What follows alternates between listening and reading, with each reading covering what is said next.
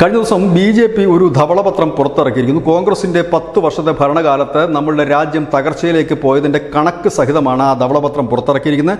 അതിന് ബദലായിക്കൊണ്ട് കോൺഗ്രസ് ഒരു ബ്ലാക്ക് പേപ്പറുമായി രംഗത്തെത്തിയിരിക്കുന്നു. കോൺഗ്രസ് ആ ബ്ലാക്ക് പേപ്പറിൽ 54 പേജുള്ള ബ്ലാക്ക് പേപ്പറിൽ മല്ലികാർജ്ജുന ഖാർഗെയാണ് പുറത്തിറക്കിയിരിക്കുന്നത്. ആ പേപ്പറിൽ 10 വർഷത്തെ BJPയുടെ ഭരണത്തെക്കുറിച്ച് പറയുന്നത് ഇങ്ങനെയാണ്: 10 വർഷത്തിനിടയ്ക്ക് 411 MLA-മാരെ, പ്രതിപക്ഷ MLA-മാരെ BJP മറുകണ്ഠം ചാടിച്ചു.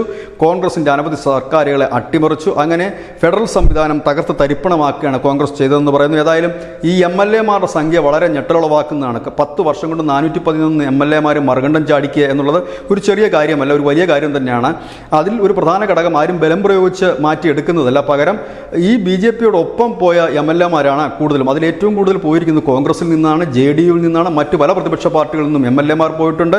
10 വർഷം കൊണ്ട് 411 MLA-മാർ മറുകണ്ഠം ചാടണമെങ്കിൽ അതിൻ്റെതായ കാരണമുണ്ട്. ഏതായാലും ബ്ലാക്ക് പേപ്പറുമായി കോൺഗ്രസ് രംഗത്തെത്തിക്കഴിഞ്ഞിരിക്കുന്നു. News desk, news India Malayalam.